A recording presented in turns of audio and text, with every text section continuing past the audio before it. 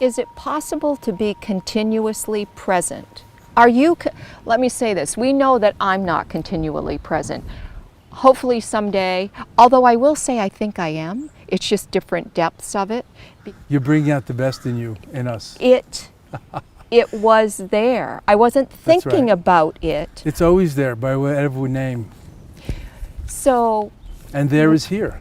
And there is here. Which is why when you say, are you ever always present, is a little different than are you always conscious? Right. Because sometimes, I'm just going to speak personally, but also for everyone, sometimes I or one is conscious, semi-conscious, a little conscious, yes. Unconscious, asleep, in there's 4 stages of sleep, which have different consciousness, in coma, and yet people come back from coma and there was some consciousness and they remember things they heard. Mm-hmm. So those are all different states of consciousness without even going into fantastic, evolved, higher states mm-hmm. of consciousness or taking psychoactive drugs and having higher states, deeper, great states of consciousness. So we're always present, but how conscious we are varies. We're always present. Where else can we be? Mm-hmm. But still we don't necessarily know it. But you don't know it. The frogs in that pond and the birds are also always present, but somehow we don't attribute that much wisdom or like glory to them. Although, in fact, everything is equally glorious. Maybe mm-hmm. everything is not equally wise. We can make these distinctions, mm-hmm. but more important is glorious. Like right. everything, it's all God's creation. Every being is endowed with the luminous Buddha nature or the inner light. The Christos, mm-hmm. not Catholic cross, right. but the inner light of divinity. So we try to emphasize that or see it, and I try to, practitioners like me, try to cultivate and inculcate those values in ourselves, and those who are interested naturally feel it or ask about it. So we don't missionaryize and proselytize, but people ask us about it. I've been doing this full time since 1971. So I have written about it, I teach about it, I lead retreats about it, I live that way. That's what I care about and love. So people naturally ask about it. I'm not saying they're drawn to me. I'm just mm-hmm. saying mm-hmm. that they ask about it like mm-hmm. that, or they feel it, or they see it around me. The people I bring to America, or my temple, my library, my stories.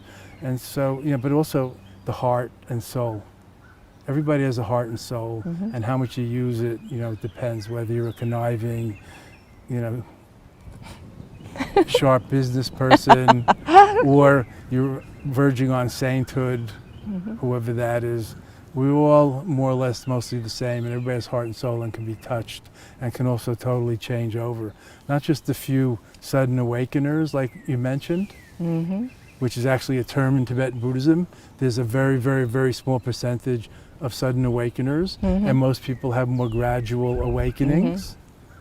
On the path, like you gradually grow up and get educated. Mm-hmm, mm-hmm. You don't wake up that way when you're born, even if you're a recognized reincarnate Lama, like the Dalai Lama was supposed to have been the past Dalai Lama. Mm-hmm. But when he was 4, 6, 8, he had to learn things, the language, and how to right. tie his shoe, and other things, philosophy and prayers and the things that he learned.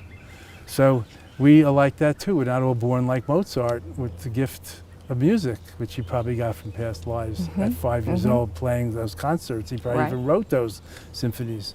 But then there are others, also the great world teacher Krishnamurti, J. Krishnamurti, mm-hmm. who mm-hmm. died 10 or 15 years ago, wrote many books, was born in India, and he was found as a boy totally awakened mm-hmm. by Western mystics, such as Madame Blavatsky and Annie Besant, and you can read all about this, the Theosophical movement.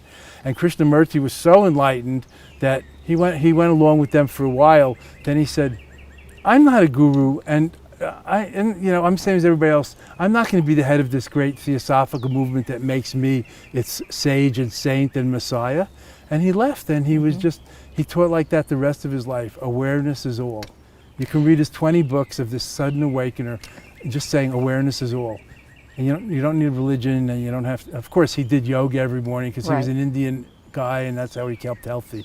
But he never read, he said, he never read the Bible or the Bhagavad Gita or any of that stuff. He occasionally read mystery novels on long airplane trips across the oceans. So he was a great example. But most of us, we have to, you know, do the pickling process. You put the Right. pickle in, and it takes 6 months for the cucumber, I mean, to get pickled. Right.